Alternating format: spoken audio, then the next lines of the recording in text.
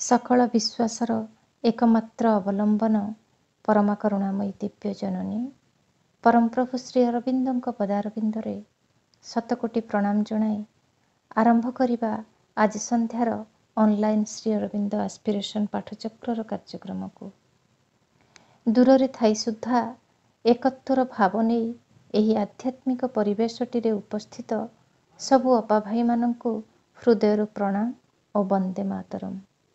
कार्यक्रमर प्रारंभ रे मां चरण तले ध्यानपूर्वक मंत्रमयी सावित्रीर उच्चारण जहाकू उच्चारण करने पाई आज आम गहन रे उपस्थित अछंती स्वप्ना अपा। आजिर पृष्ठा संख्या रही 75। तेबे श्रद्धा और निरवित मन नहीं आसंतु शुणिबा स्वप्ना अपांकठू मंत्रमयी सावित्रीर उच्चारण। धन्यवाद अपा एभली एक गभीर भाव नहीं मंत्रमयी सावित्रीर उच्चारण पाई। Savitri, Book 1, Canto 5. The Yoga of the Spirit's Freedom and Greatness, page 75. In the glow of the Spirit's room of memories, he could recover the luminous marginal notes, dotting with light the carved ambiguous scroll, rescue the preamble and the saving clause of the dark agreement by which all is ruled, that rises from material nature's sleep to clothe the everlasting in new shapes.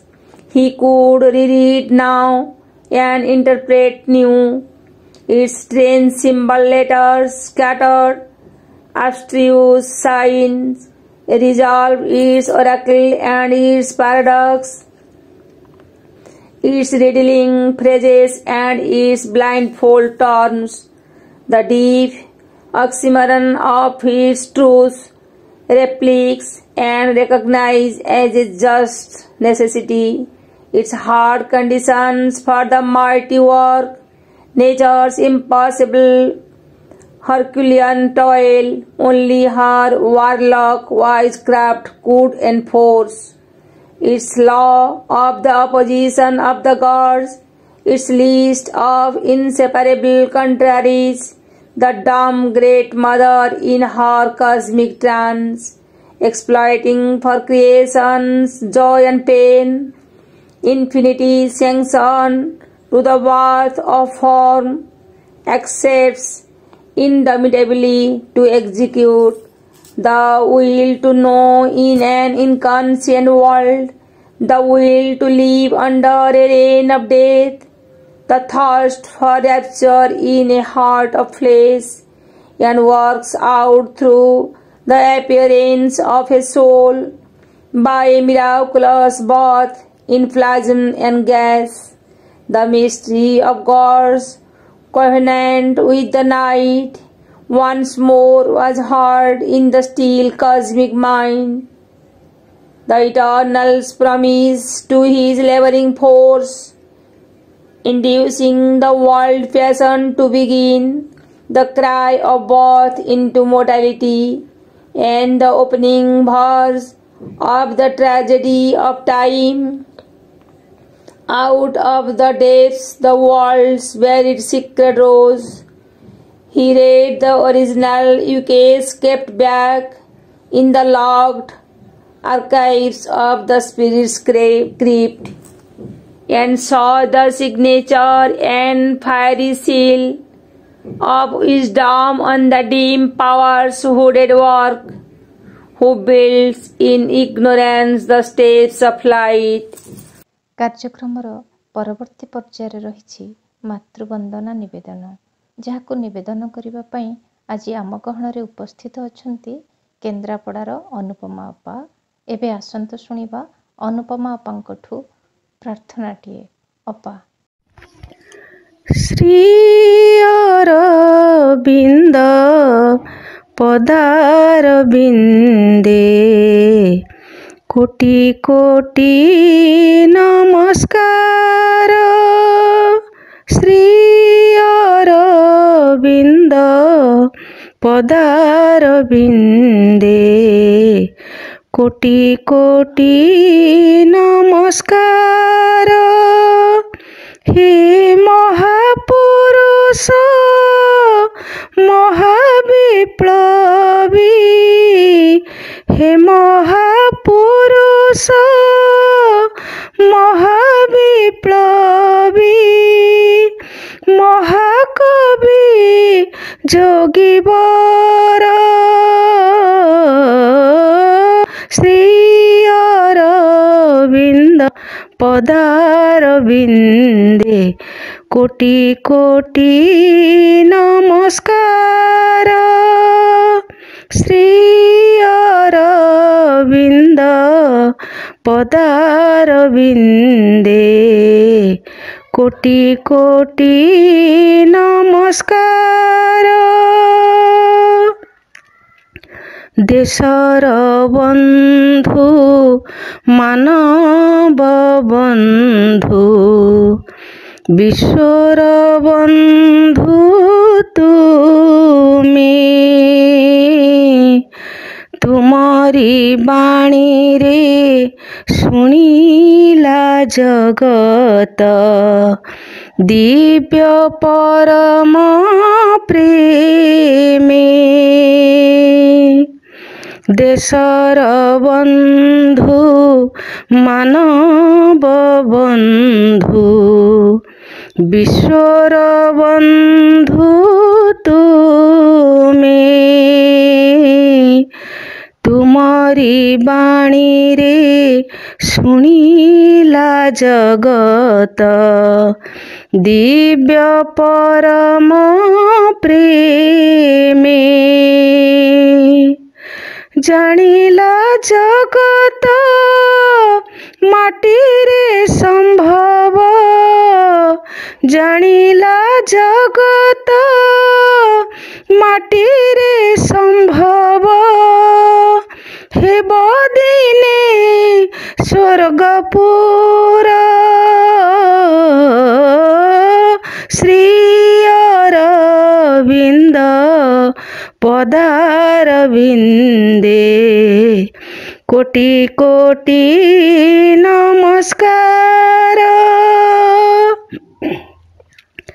मने जागे मोर बार बार तुम अपरूप दिव्य रूप धराधामे जाहा प्रकाश लभिछि होई Premiere प्रतीक मने जागे मोर बार बार तुम अपरूप दिव्य रूप धराधामे जाहा प्रकाश लभिछि होई प्रेमर प्रतीक बुझिछि पराण नेब से शरण बुझिछि पराण नेब से शरण से दिव्य पद जुगल श्री अरविंद पदारविंदे कोटि कोटि नमस्कार श्री अरविंद पदारविंदे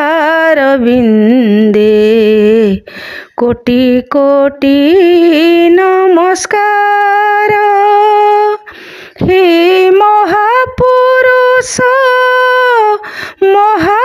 महाविप्लवी हे महापुरुष महाविप्लवी महाकवि जोगीवर श्री अरविंद पदारविंदे कोटि कोटि नमस्कार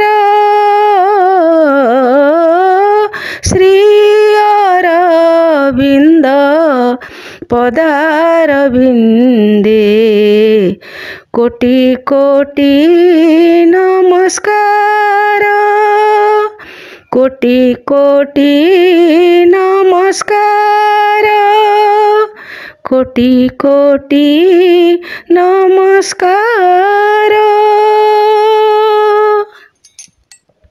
बहुत बहुत धन्यवाद अप्पा यही भक्तिपूर्ण भावर सह मातृवंदनाटी गान करिथिबा पई। एबे समय होइछि आज संध्यार विषय वस्तु आलोचनार। आजिर आलोच्य विषय रहिछि love is the bright link twixt earth and heaven. प्रेम ही धरा और स्वर्गर संजोग सेतु। जहाको उपस्थापना करिबा पई आम गहणरे आज अछंती दामनजोड़ी कोरापुटर सस्मिता अपा।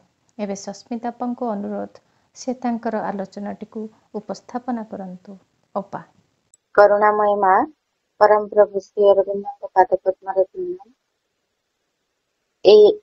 ऑनलाइन एस्पिरेशन पाठ्यचक्र जोड़ी होइथिबा समस्त मातृप्रेमी अपाभ्रमणକୁ प्रणाम। आमर आज आलोचनार विषय वस्तु होइछि love is the bright link twixt earth and haven.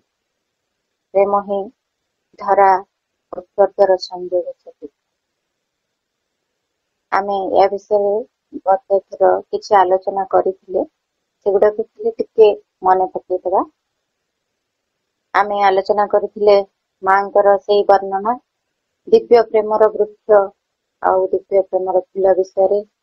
डालिंब फूल केमती सुंदर भावरे फुटी उठिथिला दिव्य प्रेमर स्पर्शरे। मनुष्य माने सेई दिव्य प्रेमर सत्ता को बुझी पारि नथिले, हतादर करिथिले, किंतु तांकरी दिव्य प्रेमर किछि टोपा मृत्तिका को एते उर्वरता प्रदान करिथिला, मोहनीय कर देथिला। मृत्तिका को सेठी फुटी उठिथिला शह शह डालिंब फूल। ताकि ही माँ कहते दिव्य प्रेम। आलोचना करथिले दिव्य प्रेम कौन ए विषय माँ कहते कौन सी प्रतिदान आशा न रखी कौन सी आसक्ति न रखी जो फल पाइबा ताहा दिव्य प्रेम। प्रेम एक विश्वगत शक्ति और यह शाश्वत। यह सबुठारे सबु भितरे निजक अभिव्यक्त करुचे, किंतु तार अभिव्यक्ति पाई तार प्रकाश पाई जो यंत्र गुड़िक व्यवहृत होती अर्थात मनुष्य माने आमे माने ये यंत्र अपूर्णता पाई ताहा विकृत हो प्रकाश। यह सृष्टि रे आरंभ थिला एबे मध्य रहिछि और भविष्यत रे परिपूर्ण दिव्यतार सह यह प्रकाशित। तेणु प्रेम शाश्वत बोली माँ। प्रेम ही भगवान से शक्ति जहां भगवान प्रेरण करिसेंती एई अंधकारमय पृथ्वी को भागवत परिप्रकाश रे योग्य करि सकता। दिव्य प्रेमर अभिव्यक्ति जेतेबेले हेबो सेतेबेले व्यक्ति निजकु एक उपहार स्वरूप अन्य जनक भितरे थिबा भगवान ठारे अर्पण करिदे। तार कौनसी प्रत्याशा नहीं, केवल अर्पण करदेवार आनंद।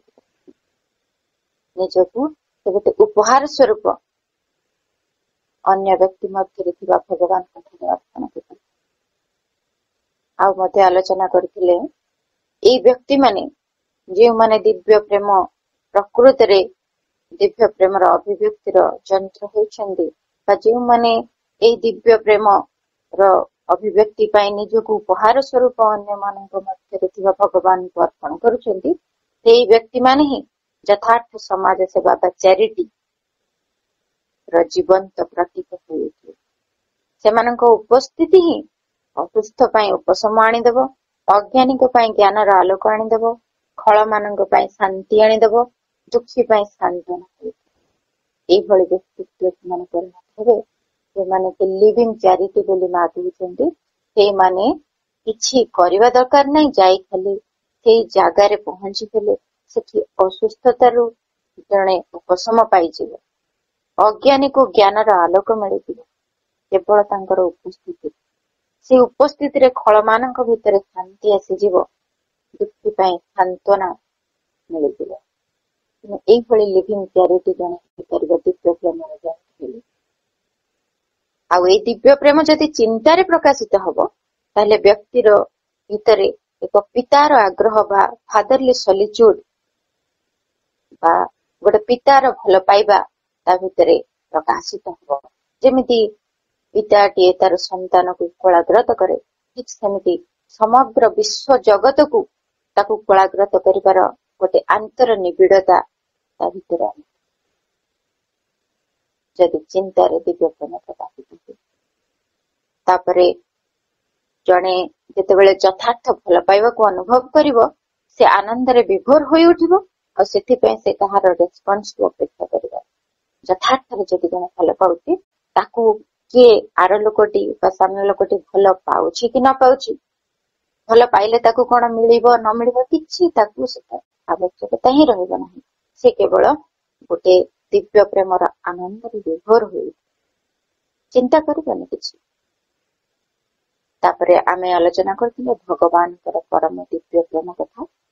ପ୍ରେମବଶତଃ କିପରି ଭଗବାନ ତାଙ୍କର ଅସୀମ ଜ୍ଞାନ, ପରମ ଦିବ୍ୟତା, ପରିପୂର୍ଣ୍ଣ ମହତର ଚେତନା ସବୁ ଭିତରୁ ଏହି ଅଜ୍ଞାନ ଅପୂର୍ଣ୍ଣ ଚେତନା ମଧ୍ୟରେ ପ୍ରବେଶ କରି ଏ ସୃଷ୍ଟିକୁ ଉର୍ଦ୍ଧ୍ୱତର ଚେତନାକୁ କିପରି ତୋଳି ନେଉଛନ୍ତି। କେତେ ପରମ ପ୍ରେମ ତାଙ୍କର, ସେଥିରେ ସେ ତାଙ୍କର ସମସ୍ତ ଦିବ୍ୟତାକୁ ଛାଡି ବା ସମସ୍ତ ଦିବ୍ୟତା ମଧ୍ୟରୁ ଏଇ ଅଜ୍ଞାନତା ମଧ୍ୟକୁ, ଅନ୍ଧକାର ମଧ୍ୟକୁ, ଏହି ଅଦିବ୍ୟ ଜଗତ ମଧ୍ୟକୁ ନିଜେ ଓହ୍ଲେଇ ଆସିଛନ୍ତି ଏବଂ ସବୁ କିଛିକୁ ଦିବ୍ୟ କରି ତାଙ୍କରି ପରି କରି ଉଚ୍ଚତର ଚେତନାକୁ ତୋଳି। ଆମେ ସେଥିରେ ଉଦାହରଣ ସ୍ୱରୂପ ଶ୍ରୀକୃଷ୍ଣଙ୍କ କଥା, ଶ୍ରୀରାମଙ୍କ କଥା ଏବଂ ଯୀଶୁଖ୍ରୀଷ୍ଟଙ୍କ କଥା କିଛି ଆଲୋଚନା କରିଥିଲି। ସେମିତି ମାଙ୍କର ଦିବ୍ୟ ପ୍ରେମ, କେତେ ଦିବ୍ୟତା, କେତେ ପରମ ପ୍ରେମ ତାଙ୍କର, ତାକୁ କିଏ କଳନା କରିପାରିବ। ତାଙ୍କରି ପ୍ରେମ ଗୋଟିଏ ଘଟଣାରୁ ଆମେ ସୁନ୍ଦର ଭାବରେ ବୁଝିପାରିବା। ଅନେକ ଘଟଣା ରହିଛି କିନ୍ତୁ ଗୋଟିଏ ଘଟଣା ଏଠି ଆମେ ନବା। ଯେତେବେଳେ ବ୍ଲେସିଂସ ଦଉଥିଲେ ମା, ସେତେବେଳେ ତାଙ୍କୁ ଗୋଟେ କୋଣରେ ଘଣ୍ଟା ଘଣ୍ଟା ଛିଡା ହେବାକୁ ପଡୁଥିଲା। ଶହ ଶହ ଦର୍ଶନାର୍ଥୀ ମାଙ୍କର ସନ୍ତାନ ମାନେ ଜଣକ ପରେ ଜଣେ ଆସି ମାଙ୍କ ପାଖରେ ପ୍ରଣାମ କରି ମାଙ୍କ ଠାରୁ ବ୍ଲେସିଂସ ନେଇକି ଯାଆନ୍ତି। ଏମିତି ଦିନେ ଛିଡା ହେଇଛନ୍ତି, ଜଣେ ସାଧକ ସେଠି ପାଖରେ ଲକ୍ଷ୍ୟ କଲେ ମାଙ୍କ ଗୋଡ ପୁରା ଫୁଲିଗଲାଣି। ସେ ସାଙ୍ଗେ ସାଙ୍ଗେ ମାଙ୍କୁ ତାହା ଦେଖେଇ ଦେଲେ, କହିଲେ ମା ଆପଣଙ୍କ ପାଦ ଫୁଲିଗଲାଣି। ମା ଟିକେ ସ୍ନେହାଗ୍ର କରିକି କହିଲେ ଶୀଘ୍ର ଆସିବା ନିମନ୍ତେ ସ୍ଥାନ ଅଭାବ ହଉଛି, ତେଣୁ ସମସ୍ତେ ଆସିବାରେ ଟିକେ ବିଳମ୍ବ ଘଟୁଛି ତ, ତେଣୁ ମତେ ଏମିତି ଛିଡା ହେଇ ରହିବାକୁ ପଡିବ। ସ୍ମିତ ହସ୍ତେ କରିକି ମା ସାଙ୍ଗେ ସାଙ୍ଗେ ମାଙ୍କର ଏଇ କାର୍ଯ୍ୟକଳାପ ଦେଖି ସେ ଆଶ୍ଚର୍ଯ୍ୟ ହେଇଗଲେ, ଏତେ ଫୁଲିଗଲାଣି ପାଦ, କିନ୍ତୁ ମା କେତେ ଧୈର୍ଯ୍ୟ, କେତେ ପ୍ରେମର ସହ ଏଠି ଛିଡା ହେଇ ରହିଛନ୍ତି, ନିଜ ଗୋଡ ଫୁଲିଗଲାଣି। ସେଠି ସାଙ୍ଗେ ସାଙ୍ଗେ ମା ତାଙ୍କର ହାତକୁ ଟିକେ ପ୍ରସାରଣ ପୂର୍ବକ ଦେଖେଇଲେ ତାଙ୍କୁ, ସେ ସାଧକଙ୍କୁ। ସେ ସାଧକ ଦେଖୁଛନ୍ତି ମାଙ୍କ ହାତ ପୁରା ନୀଳବର୍ଣ୍ଣ ପଡିଗଲାଣି, ଆଞ୍ଚୁଡି ହେଇଗଲାଣି। କାରଣ ସାଧକ ସାଧିକା ମାନେ ଯେତେବେଳେ ସେଇ ବ୍ଲେସିଂସ ବା ପୁଷ୍ପଟି ଗ୍ରହଣ କରୁଛନ୍ତି ସେ ସମୟରେ ଭାବ ବିହଳ ହେଇକି ମାଙ୍କ ହାତକୁ ଉତ୍ସାହର ପୁରା ଜାବୁଡି ଧରିକି ପ୍ରଣାମ କରୁଛନ୍ତି। ଆଉ ଶହ ଶହ ଲୋକ ବାରମ୍ବାର ସେ ହାତକୁ ଜାବୁଡି ଧରି ପ୍ରଣାମ କରିବା ଯୋଗୁଁ ସେ ହାତ ପୁରା ନୀଳବର୍ଣ୍ଣ ପଡିଗଲାଣି, ଆଞ୍ଚୁଡି ହେଇଗଲାଣି। ଏସବୁ ଦେଖିକି ପୁରାପୁରି ଆଚମ୍ବିତ ହେଇଯାଉଛନ୍ତି ସେ ସାଧକ ଜଣକ, କିନ୍ତୁ ମା ସ୍ମିତ ହାସ୍ୟ କରୁଛନ୍ତି। ସାଙ୍ଗେ ସାଙ୍ଗେ ସେ ସାଧକ କହିଲେ, ମା ସମସ୍ତଙ୍କୁ ମୁଁ ମନା କରିଦଉଛି କେହି ଆପଣଙ୍କୁ ସ୍ପର୍ଶ ବି କରିବେ ନାହିଁ, କେବଳ ଆଶୀର୍ବାଦ ପୁଷ୍ପଟି ନେଇକି ଯିବେ। ମା ସାଙ୍ଗେ ସାଙ୍ଗେ କହିଲେ ନା ନା ନା, ତାଙ୍କୁ ପୁରା ବାରଣ କଲେ, କହିଲେ ନା ତମେ ସେମିତି କରିବନି।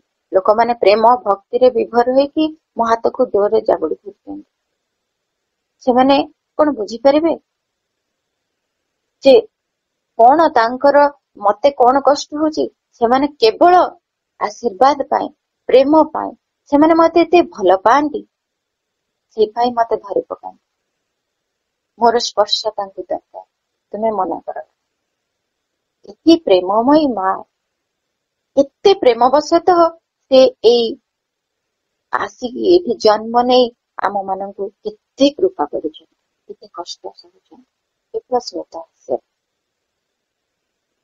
दिव्य जननी से संतान प्रति करुणा रे आर्द्र तांकर हृदय ये होची दिव्य भागवत प्रेम केते केते जंत्रणा स्मित हास्यर सह केमिति सहिबाकु हुए देखि दैछन्ति माँ स्वयं दिव्य जननी वर्तमान आमे देखिबा साइकिक लव बा चैत्य प्रेम जेतेबेले गोटे गोलाप फुलटे फुटे सेतेबेले से स्वतस्फूर्त भावरे सौंदर्यर आनंद पाई सुगंधर आनंद पाई फुल होई फुटिबार समस्त आनंद पाई केवल सेतेबेले से तार प्रति बदଳରେ କିଛି ବି ଚାहे से तार कौनसी गुण पाई केबे कौन लाभ पाइबो बोली भाबी न था हिसाब भी करे ना से केवल फुल होई फुटिबार समस्त आनंद पाई फुटुची माँ कहउछन्ती किंतु मनुष्य मानक क्षेत्र रे मनुष्यटीर मन जेते क्रियाशील हो जाउची सेते से चिंता करूची तार ब्यूटी और क्लेवरनेस तार सौंदर्य एवं चातुर्य को नहीं से कौन लाभ पाई परिबो कौन एडवांटेज पाइबो किछि नहले लोक मानकर प्रशंसा तार आवश्यक मनुष्यर प्रकृति किंतु माँ कहउछन्ती only if you climb a rung higher and consciously do what the rose does unconsciously, then it is much more beautiful. माँ कहउछन्ती तुमे जदि साधारण स्तर रो टिके ऊर्ध्व को उठी जीव चेतना ताहले सचेतन भावे ए गोलापटी जहा न जानि की करूची तुमे सचेतन भावे सेई कथाटी को जदि करिवो ताहले बहुत सुंदर हो गोलापटी से विषय जाने किंतु से फुल फुटी उठिबार आनंद पाई फुटी उठुची सौंदर्यर आनंद पाई फुटी उठुची सुगंधर आनंद पाई फुटी उठुची ता प्रतिबदल से किछि चाहनी किंतु तुमे कॉन्शियसली एटी की करिवो तुमे जहा को भल पाइबो तार प्रतिबदल रे किछि भी चाहिबो केवल भल पाइबार आनंद पाई भल पाइबो सेते ही सेई प्रेमटी को कहजिबो साइकिक सेतेबेले आम भीतर प्रकाशित हब से चैत्य प्रेम माँ कहउछन्ती little children has this at times not always but unfortunately under the influence of their parents and the environment they learn to be calculating when yet very young माँ कहउछन्ती छोट छुआ मानकर बा शिशु मानकर समय समय चैत्य प्रेम प्रकाशित होता किंतु सब समय रे नहीं किंतु दुर्भाग्यवशतः तांको पिता मातांकर प्रभाव रे परिवेश परिस्थितिर प्रभाव रे से माने एई प्रेम को हरई थांती अर्थात एई चैत्य प्रेम के विकृत हो जाय था से माने हिसाब आरंभ करंती मु जण को भल पाउची ता प्रतिबदल रे से मते भल पाइबा दउछंती कि ना मु भल पाउची ता बदल रे से मते केते भल पांती मोर कोन लाभ हबो तांको भल पाइले हिसाब करबा आरंभ करिबे छोट बेलु ए भली ही जांती हरे दियंती चैत्य प्रेम तेणु बापा माँ माने एवं समस्त संपर्कीय माने जो माने से छुआटी सहित रहुचंती शिशुटी सहित रहुचंती समस्त सचेतन हेबा उचित केमिति तार एई चैत्य प्रेमटी सुरक्षित भाव रे परिबो एवं समग्र जीवन से चैत्य प्रेम को धारण करिबा पारिबो विकृत हबनी से विषय रे टिके सचेतन वर्तमान देखिबा द क्वालिटी ऑफ लव बा प्रेमर गुणवत्ता माँ कहउछन्ती the quality of love is in proportion to the transformation of your consciousness प्रेमर गुणवत्ता तुमर चेतनार रूपांतरर अनुपात अनुजाई ऊर्ध्वतर होई उठे अर्थात आम चेतना रे जेतिकी जेतिकी रूपांतरित होउथिबा आम प्रेम सेतिकी महत्तर होइथिबो माँ कहउछन्ती बुझेबा पाई if you have the consciousness of an animal you will love like an animal. याकु केमती उदाहरण रे आमे बुझी परिबा जे स्त्री पुरुष मानक मध्य जो साधारण स्तर रे आकर्षण रो प्रेम गोटे अनुभूत हुए ताहा होछि से पशु भଳି प्रेम। केवल गोटे आकर्षण ता भितर काम पिपासा रही था। तेणु ए प्रकार प्रेम गोटे एनिमल कॉन्शियसनेस जदि ए स्तर रे तुमे रहुछ तुमे सेई एनिमल लेवल रो लव करिवो। If you have the consciousness of an ordinary man, you will love like an ordinary. जदि तुमे गोटे साधारण मनुष्यटी भली चेतना रे रहिछ तेबे तुमे से साधारण स्तर प्रेम ही करि परिबो। जेमिति आमे जणे साधारण भाव मो परिवार रो समस्त बंधु बांधव मोर भाई भौणी मोर स्वामी स्त्री छुआ समस्त को नेकी जो भल पाइबा साधारण स्तर भल पाइबा सेटा होची ऑर्डिनरी माइंड कॉन्शियसनेस और सेठी से भली भल पाइबा मिलुछ। तापरे मा कहउचंदी if you have the consciousness of an elite being you will love like an elite being. जदि तुमे गोटे संभ्रांत व्यक्ति बा संभ्रांत सत्तार गोटे चेतनार गोटे रहिछ चेतना रे तेबे तुमे जो भल पाइबा प्रकाशित करबो ताहा से स्तर रे हबो।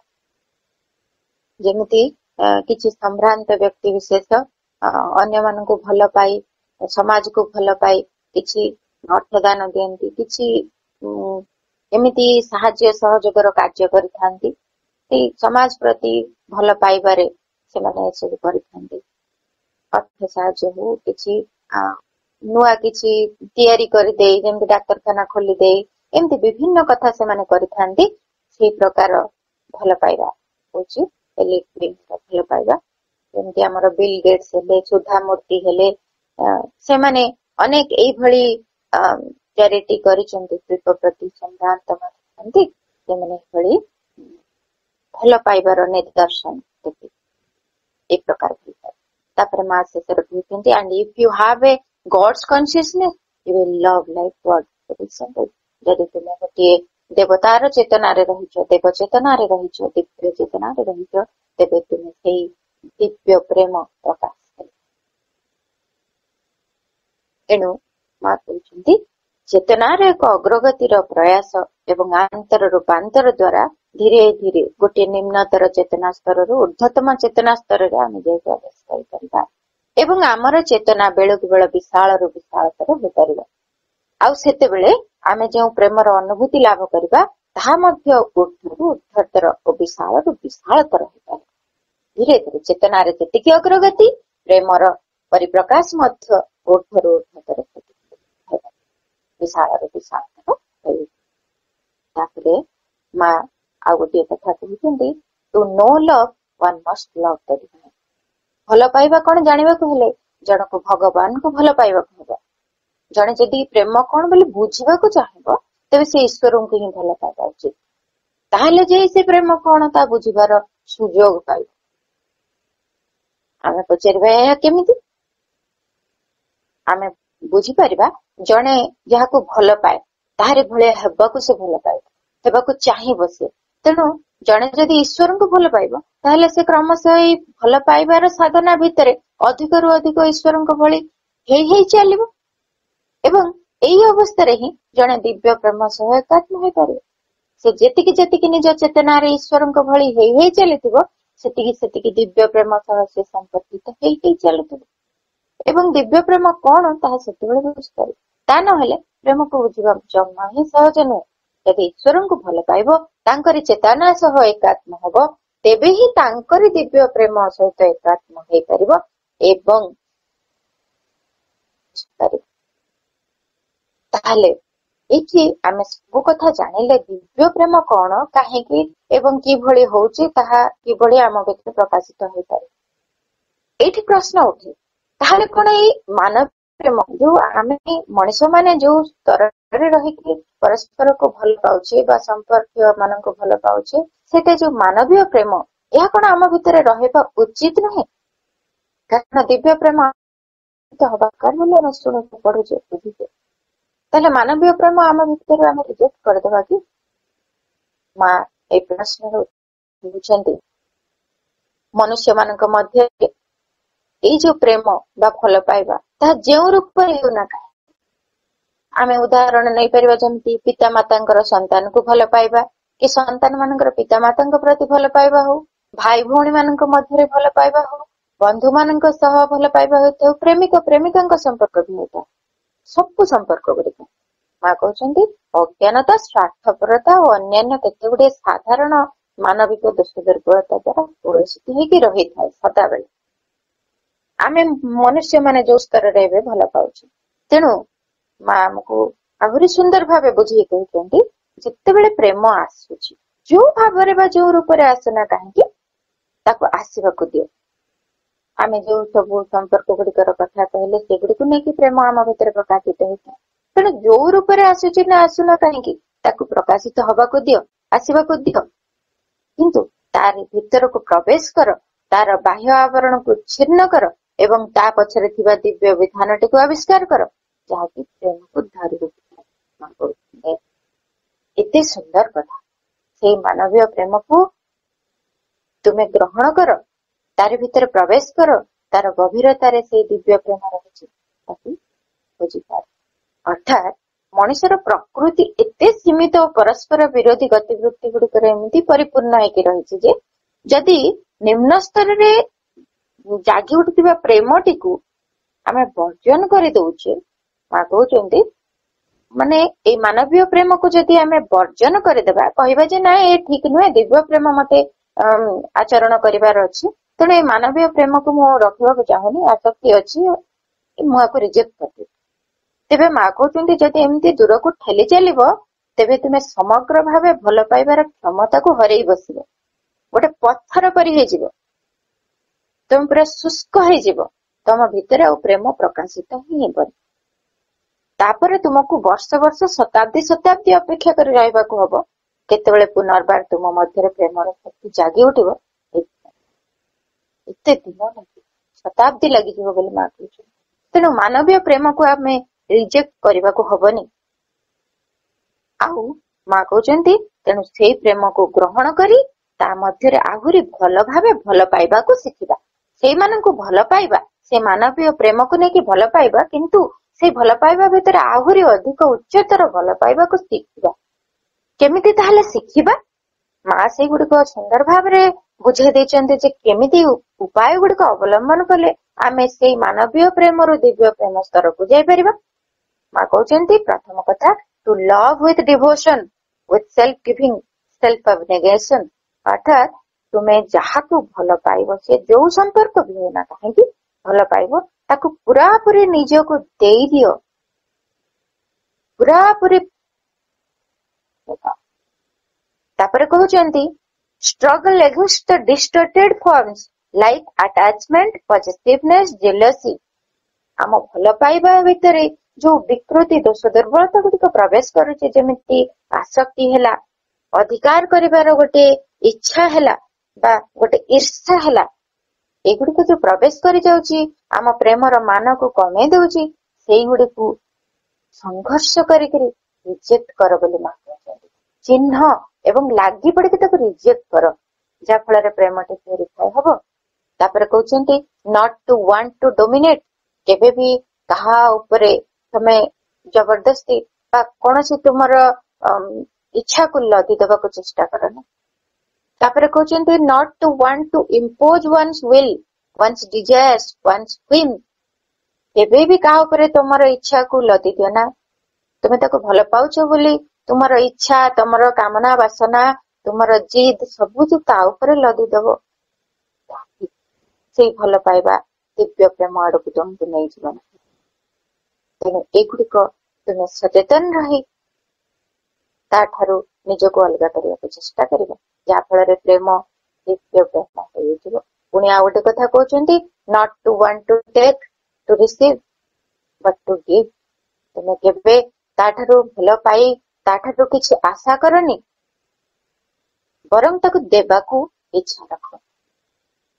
ତାପରେ କହୁଛନ୍ତି ନଟ୍ ଟୁ ବି ସେଲ୍ଫିଶ୍, ମନେ ରଖିଥାଅ କେବେ ବି ସ୍ୱାର୍ଥପର ହବନି ଭଲ ପାଇବା ଭିତରେ। ମୋର ସୁବିଧା ପାଇଁ ମୁଁ କାହାକୁ ହଇରାଣ କରିଦେବି।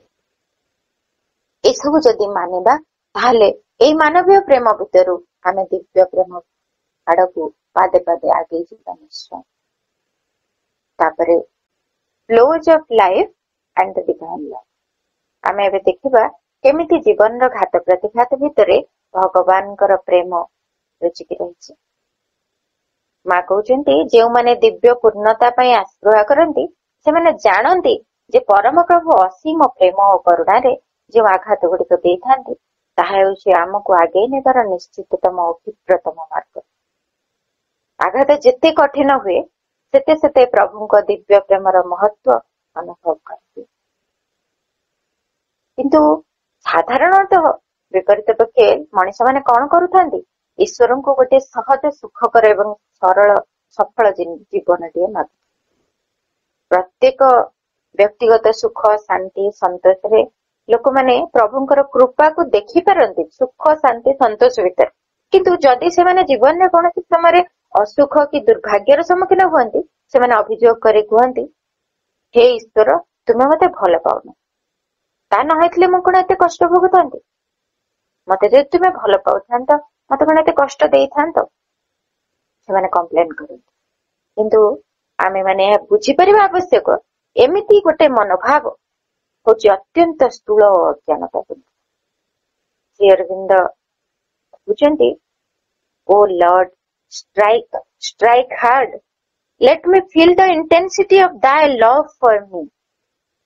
ହେ ପରମ ପ୍ରିୟତମ ମତେ ଆଘାତ ଦେଉଛ ଦିଅ, ଆହୁରି ବେଶୀ କରି ଆଘାତ ଦିଅ। ଏଇ କଠିନ ଆଘାତ ମଧ୍ୟରେ ହିଁ ମୁଁ ଯେପରି ତୁମର ମୋ ପ୍ରତି ପ୍ରେମର ଗଭୀରତାକୁ ଅନୁଭବ କରିପାରେ। ପ୍ରଭୁ କେତେ ସୁନ୍ଦର କଥାଟେ କହିଲେ।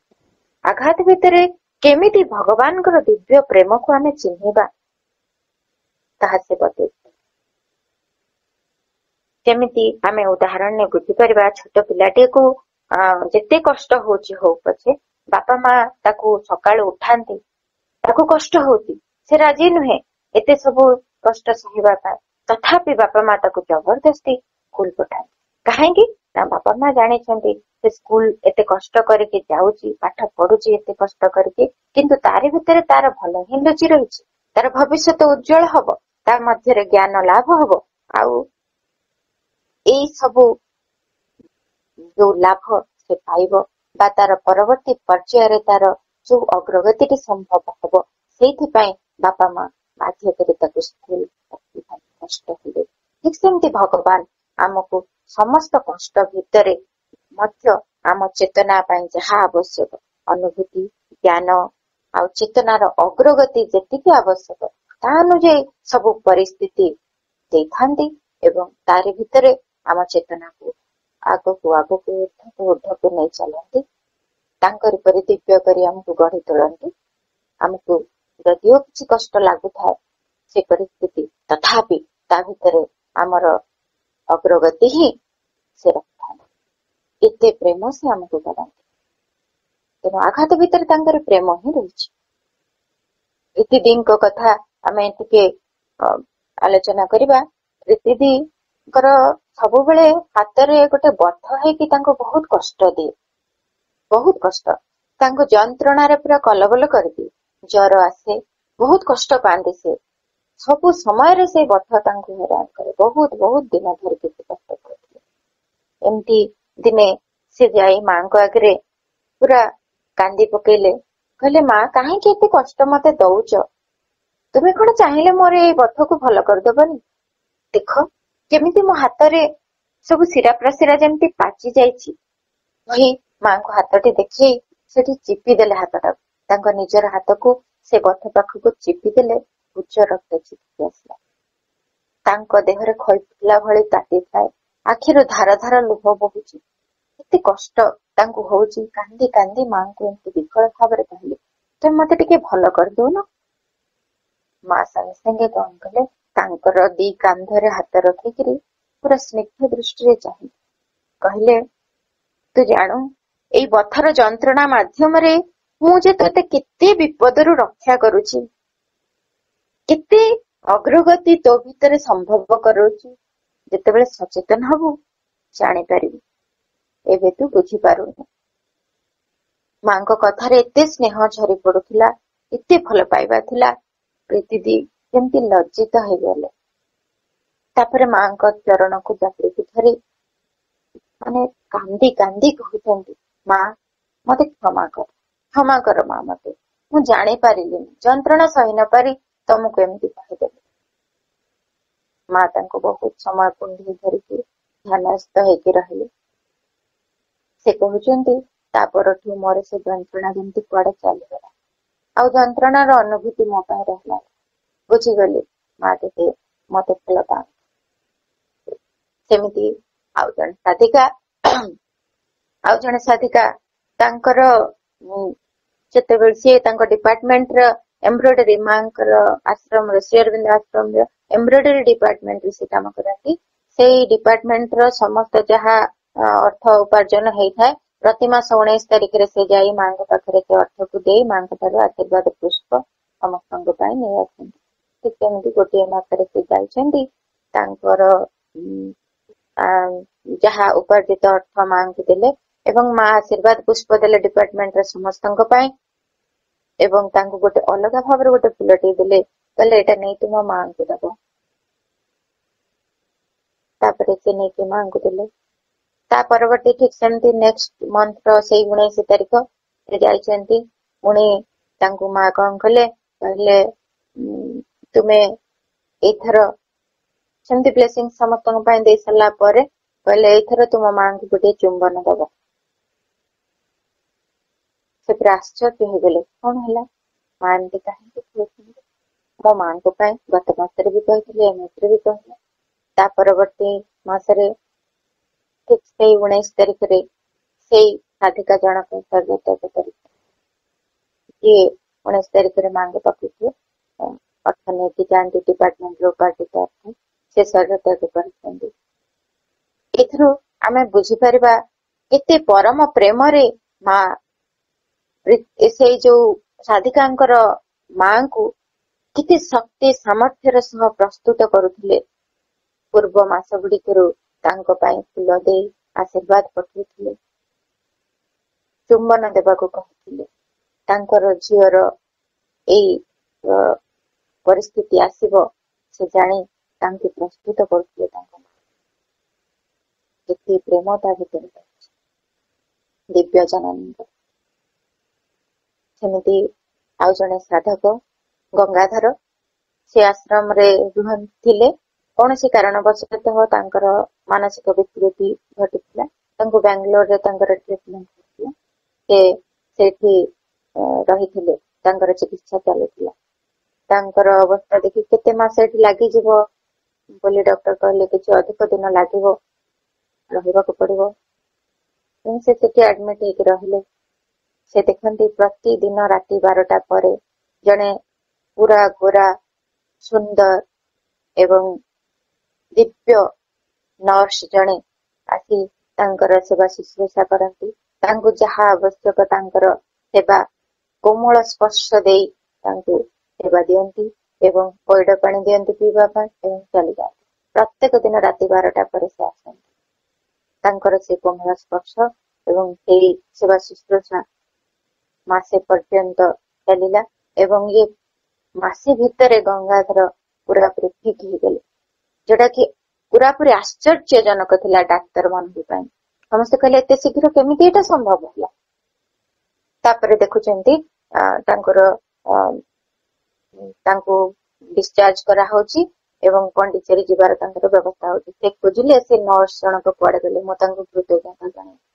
କିନ୍ତୁ ହସ୍ପିଟାଲରେ ସେମିତି କୌଣସି ନର୍ସ ନଥିଲେ। ଖୋଜା ଚାଲିଲା, କୌଣସି ନର୍ସ ସେଇଭଳି ତାଙ୍କର ବର୍ଣ୍ଣନା ଅନୁଯାୟୀ କୌଣସି ନର୍ସ ନାହାନ୍ତି। ତାପରେ ସେ ତାଙ୍କୁ ଅଣାଯାଇଛି ପଣ୍ଡିଚେରୀ ଏବଂ ସେଇଠି ଯାଇ ସେ ଖାଲି ସେଇ ନର୍ସ ପ୍ରତି କୃତଜ୍ଞତା ଜଣାଇବା ପାଇଁ ବ୍ୟାକୁଳ ହେଇକି କହି ଚାଲିଥିଲେ। ମାଙ୍କୁ ସମସ୍ତେ କହିଲେ, ମା ଗଙ୍ଗାଧର ପୁଣି ମସ୍ତିଷ୍କ ବିକୃତି ଦେଖାଗଲା। ମା କହିଲେ ନା, ତାଙ୍କୁ ପାଖରେ ଯାଇ ଆଉଁଠି ଦେଲେ ଏବଂ କହିଲେ ଗଙ୍ଗାଧରକୁ ପଇଡ ପାଣି ଦିଅ, ସେ ଠିକ ହେଇଯିବ। ସେଇ ସ୍ପର୍ଶ ଏବଂ ଏଇ ପଇଡ ପାଣିର କଥା ସେ ଜାଣିପାରିଲେ। ଗଙ୍ଗାଧର କହିଲେ, ମା ତୁମେ ଆସି ମୋର ସେବା କରୁଥିଲ, ମତେ ପଇଡ ପାଣି ଦଉଥିଲ, ଆଉ ଏଇ କୋମଳ ସ୍ପର୍ଶ ମତେ ଦେଉଥିଲ, ଯାହା ଫଳରେ ମୁଁ ଭଲ ହେଇଗଲି। କହିଲେ ହଁ, ମୁଁ ଯାଉଥିଲି ଏବଂ ତୋର ଭଲ ହବା ପାଇଁ ସମସ୍ତ ଯାହା ଆବଶ୍ୟକ ସ୍ପର୍ଶ ଦ୍ଵାରା ମୁଁ ତତେ ଦେଉଥିଲି। କଷ୍ଟ ଭିତରେ ବି ସାଙ୍ଗରେ ରହିଛନ୍ତି। ଏଇ ହଉଛି କଷ୍ଟ ଭିତରେ କେମିତି ଦିବ୍ୟ ପ୍ରେମ, ଭଗବତ ପ୍ରେମ ଲୁଚି ରହିଛି, ତାହାକୁ ଚିହ୍ନିବାର କେତୋଟି ଆମେ ଘଟଣା, ବହୁତ ଘଟଣା ହୋଇଅଛି। ତାପରେ ଦେଖିବା, ମା କହୁଛନ୍ତି love is the most potent power of transformation. ପ୍ରତ୍ୟେକ ଶକ୍ତି ଠାରୁ ପ୍ରେମ ହେଉଛି ଅଧିକ ଶକ୍ତିଶାଳୀ ଓ ପୂର୍ଣ୍ଣତର। ମା କହୁଛନ୍ତି ପୂର୍ଣ୍ଣତରର ଅର୍ଥ ହଉଛି ଏଇଆ, ଏ ସବୁ କ୍ଷେତ୍ରରେ କାର୍ଯ୍ୟ କରେ, ସବୁ କ୍ଷେତ୍ରରେ। ଯଦି ଆମର ମା କହୁଛନ୍ତି ଯଦି ପ୍ରେମ ଶୁଦ୍ଧିକରଣ ଠାରୁ ମଧ୍ୟ ଅଧିକ ଶକ୍ତିଶାଳୀ ହେଇପାରେ, କାରଣ ଶୁଦ୍ଧିକରଣ ବା ପ୍ୟୁରିଫିକେସନ ଉପାୟରେ ଯେବେ ବି ଆମେ କୌଣସି ଅସଦିଚ୍ଛାକୁ ରୂପାନ୍ତରିତ କରିବାକୁ ଚାହୁଁଛେ, ତାହା କଣ କରିବ, ଧୀରେ ଧୀରେ କରିବ। କିନ୍ତୁ ପ୍ରେମ ସିଧାସଳଖ ତାକୁ ରୂପାନ୍ତରିତ କରାଯିବ। କେମିତି ବୁଝିବା ଏଟାକୁ? ଧରାଯାଉ ଆମର କୌଣସି ଅସଦିଚ୍ଛାଟି ଅଛି, ଆମେ ପ୍ୟୁରିଫିକେସନ ପ୍ରୋସେସ ରେ ପ୍ରଚେଷ୍ଟା କଲେ ସେ ଅସଦିଚ୍ଛା ବା ବ୍ୟାଡ ୱିଲ ଟିକୁ ରିଜେକ୍ଟ କରି କରି ଧୀରେ ଧୀରେ ତାହା ଏମିତି ଗୋଟେ ଷ୍ଟେଜ କୁ ଆସିବ ଯେ ତାହା ପୁରାପୁରି ଡିଜଲ୍ଭ ହେଇଯିବ, ଅସଦିଚ୍ଛା ଟା ପୁରାପୁରି ମିଳେଇ ଯିବ, ଆଉ ତ ଜିରୋ ହେଇଯିବ, ଯେମିତି ଆଉ ତାହା ନାହିଁ। ତାପରେ ପୁଣି ଧୀରେ ଧୀରେ ତାହା ସଦିଚ୍ଛାର ଗୋଟେ ନୂତନ ରୂପ ଗ୍ରହଣ କରି ରୂପାନ୍ତରିତ ହେଇକିରି ଉପରକୁ ଉଠିବ। ଏଇଟା ହଉଛି ପ୍ୟୁରିଫିକେସନ ପ୍ରୋସେସ, ଯାହା ଆମେ ସାଧାରଣତଃ ସାଧନା ମାର୍ଗରେ କରୁ।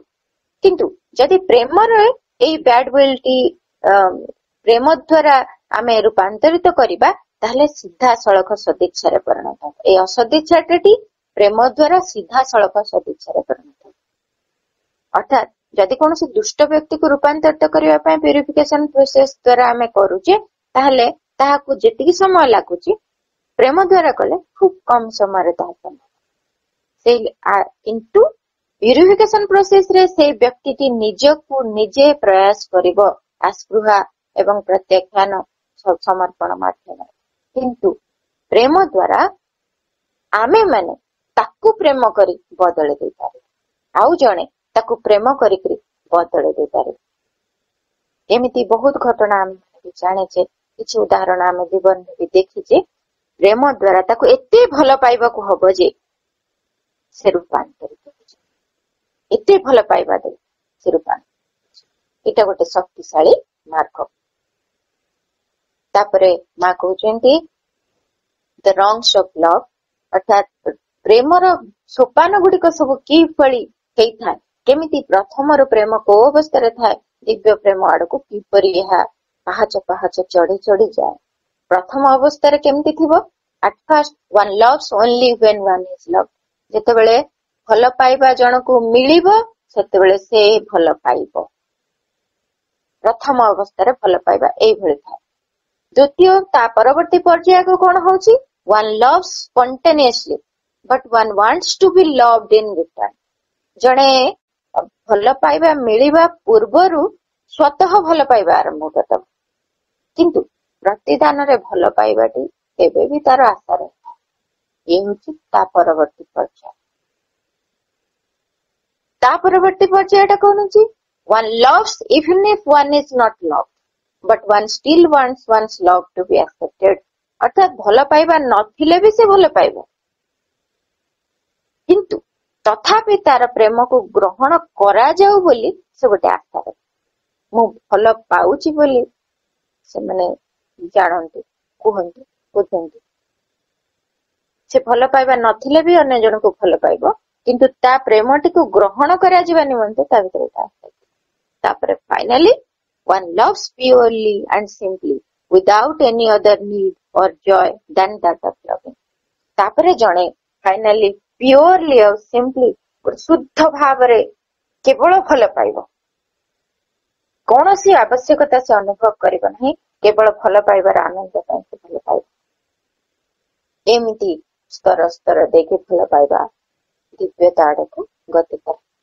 ତାପରେ ମା ଆଉ ଶ୍ରୀ ଅରବିନ୍ଦ ଆମକୁ କେତେ ଗୁଡିଏ କଥା ପ୍ରେମ ବିଷୟରେ କହିଛନ୍ତି, ଗୋଟି ଗୋଟି କରି ଆମେ ବୁଝିବାକୁ ଚେଷ୍ଟା କରିବା। ମା କହୁଛନ୍ତି you feel lonely because you feel the need to be loved. Learn to love without demand, to love just for the joy of loving, and you will never again feel lonely. ମା କହୁଛନ୍ତି ତମକୁ ଯଦି କେତେବେଳେ ଏକାକୀ ଲାଗୁଛି କାହିଁକି ତୁମେ ଭାବୁଛ ତୁମକୁ କେହି ଭଲ ପାଉନି, ତୁମେ ଆବଶ୍ୟକ କରୁଛ କାହାର ଭଲ ପାଇବା, ତେଣୁକରି ତୁମେ ଏକାକୀ ଅନୁଭବ କରୁଛ। ମା କହୁଛନ୍ତି ଯେବେ ବି କିଛି ଦାବି ନ ରଖିକି, ଆଉ ଜଣେ ମତେ ଭଲ ପାଉ ବୋଲି ଦାବି ନ ରଖିକି, ଇଚ୍ଛା ନ ରଖିକି କେବଳ ଭଲ ପାଇ ଚାଲ, କେବଳ ଭଲ ପାଇବାର ଆନନ୍ଦ ପାଇଁ ଭଲ ପାଅ, ଦେଖିବ ଆଉ ତୁମେ କେବେ ବି ଏକାକୀ ଅନୁଭବ କରିବା। ଆଉ ଗୋଟିଏ କଥା କହୁଛନ୍ତି ଯେଉଁ ପ୍ରେମଟି ତୁମେ ଅନ୍ୟମାନଙ୍କ ଠାରୁ ପାଉଛ ବା ଯେଉଁ ଭଲ ପାଇବା ତୁମେ ଅନ୍ୟମାନଙ୍କ ଠାରୁ ପାଉଛ ତାହା ତୁମକୁ ଯେତିକି ଖୁସି ନ ଦବ, ଯେଉଁ ଭଲ ପାଇବା ତୁମେ ଅନ୍ୟମାନଙ୍କୁ ଦଉଛ ତାହା ତୁମକୁ ତାଠୁ ଅଧିକ ଖୁସି ଦବ। ତାପରେ କହୁଛନ୍ତି there is only one love, the divine's love. କେବଳ ଗୋଟିଏ ହିଁ ପ୍ରେମ ରହିଛି, ଭଗବାନଙ୍କ ପ୍ରେମ। ଆଉ ସେଇ ପ୍ରେମ ବିନା there would be no creation, ସେଇଠି ସୃଷ୍ଟି ସମ୍ଭବ ହେଇନଥାନ୍ତା। ଏଠି କେବଳ ଭଗବାନଙ୍କ ପ୍ରେମ ପାଇଁ ହିଁ ଏ ସୃଷ୍ଟି ସମ୍ଭବ। ଆଉ ସବୁ କିଛି ଏଠି ତିଷ୍ଠି ରହିଛି କେବଳ ସେଇ ଗୋଟିଏ ଭଗବତ ପ୍ରେମ। ତାପରେ ଶ୍ରୀ ଅରବିନ୍ଦ କହୁଛନ୍ତି if thou canst not love the vilest worm and the foulest of the criminal, how canst thou believe that thou hast accepted God in thy spirit? Shri Arvind କହୁଛନ୍ତି ଯଦି ତୁମେ କ୍ଷୁଦ୍ରାତି କ୍ଷୁଦ୍ର ଅଣୁଜୀବକୁ ବା ସବୁଠାରୁ ଭୟଙ୍କର ଅପରାଧୀକୁ ଭଲ ପାଇ ପାରୁନ, ତାହେଲେ ତମେ କେମିତି କହିବ ଯେ ତୁମେ ଭଗବାନ ତୁମ ଭିତରେ ଅଛନ୍ତି ଏବଂ ତାଙ୍କର ପ୍ରେମ ତୁମେ ପାଉଛ ବୋଲି? ତମେ କହିପାରିବନି ତୁମେ ତୁମ ଅନ୍ତରସ୍ଥ ଭଗବାନଙ୍କୁ ଗ୍ରହଣ କରିଛ ବୋଲି।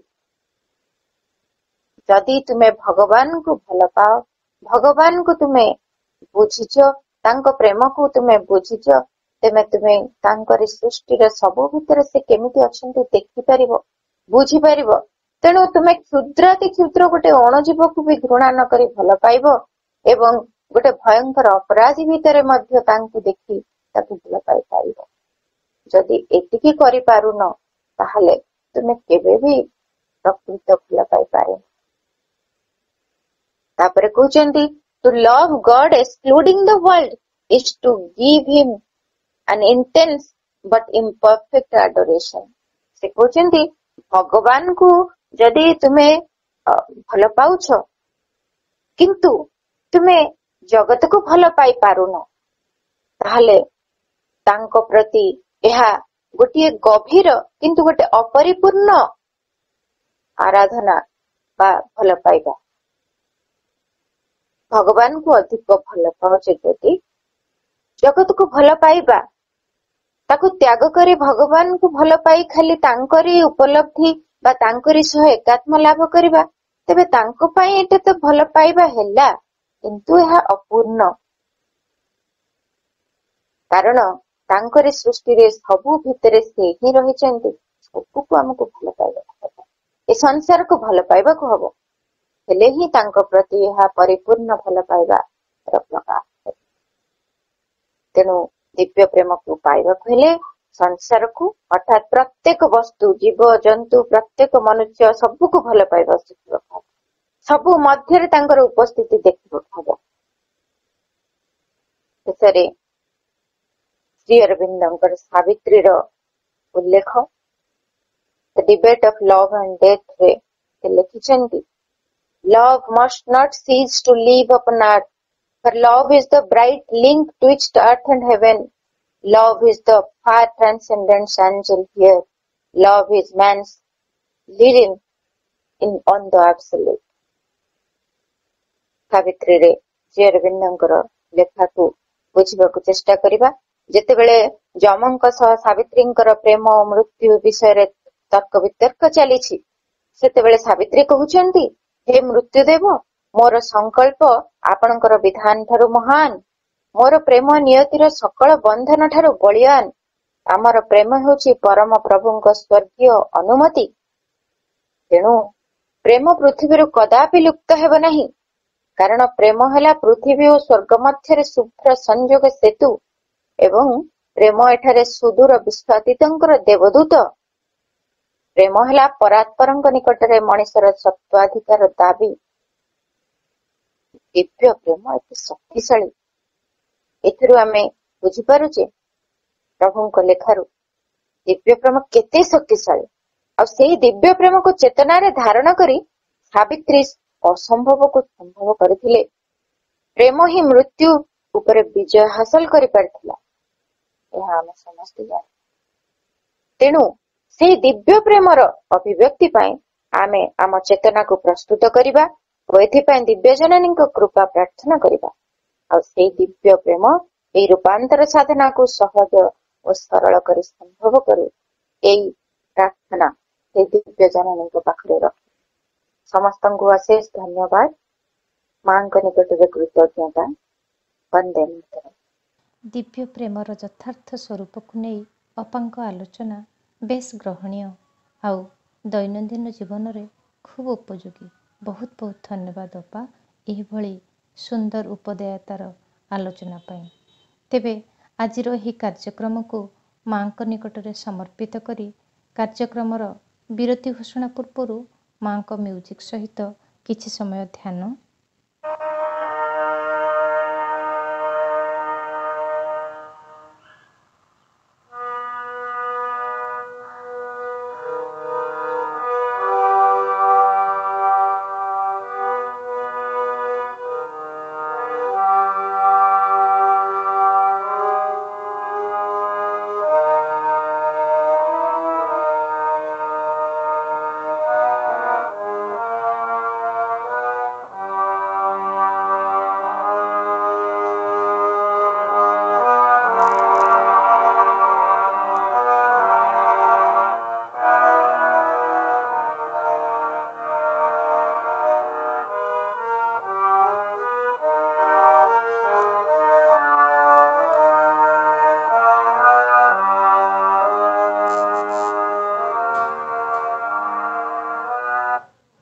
ବନ୍ଦେ ମାତରମ୍ କାର୍ଯ୍ୟକ୍ରମରେ ଉପସ୍ଥିତ ଥିବା ସମସ୍ତ ଅପା ଭାଇଙ୍କୁ ପୁଣି ଥରେ ପ୍ରଣାମ। ମା ଓ ପ୍ରଭୁଙ୍କ ନିକଟରେ ଅଶେଷ ଅଶେଷ କୃତଜ୍ଞତା। ଅପାଙ୍କୁ ଧନ୍ୟବାଦ ସହିତ କାର୍ଯ୍ୟକ୍ରମର ବିରତି ଘୋଷଣା କରୁଛୁ। କାର୍ଯ୍ୟକ୍ରମ ଓଭର। ସମସ୍ତଙ୍କୁ ଓରଭର।